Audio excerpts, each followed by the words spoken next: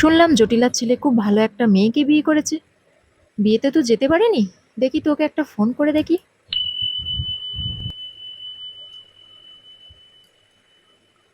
কি রে জটিলা, কেমন আছিস? আরে আছি, কোনো রকমই বেঁচে আছি।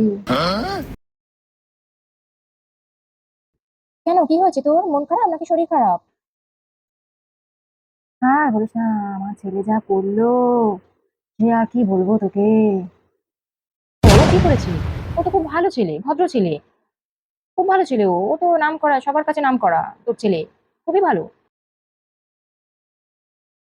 আরে বিয়ে করেছে, বিয়ে বিয়ে করেছে। হ্যাঁ শুনলাম। এই জন্য তো তোকে ফোন করেছি। তো তোর মন খারাপ কেন, এটাই তো বুঝতে পারছি না। হ্যাঁ, সে তো ভালো কথা, কিন্তু ও যে কি কাজ করলো, আমার এখন স্ট্রোক হয়ে যাওয়ার মতো অবস্থা। আমি ওদের মনে হয় আর বেশি দিন বাঁচবো না।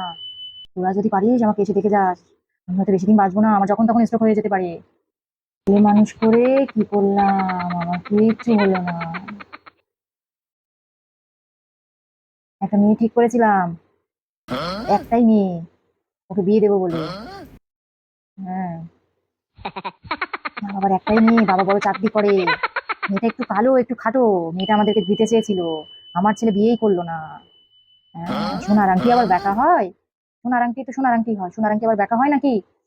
বিয়েই করলো না ছেলে কিছুতেই, জানিস এই দুঃখের কথা আমি কাকে বলবো। হ্যাঁ, মেয়েটার মা বাবা মারা গেলেই সব সম্পত্তি আমার ছেলের হয়ে যেত। এটা কি বুঝলো আমার ছেলে? কত বোঝালাম আমি, কত বোঝালাম ওকে, আর কিচ্ছু বুঝলো না, আমার কোনো কথা শুনলো না। কিচ্ছু বুঝলো না রে, আমার সব শেষ হয়ে গেল রে।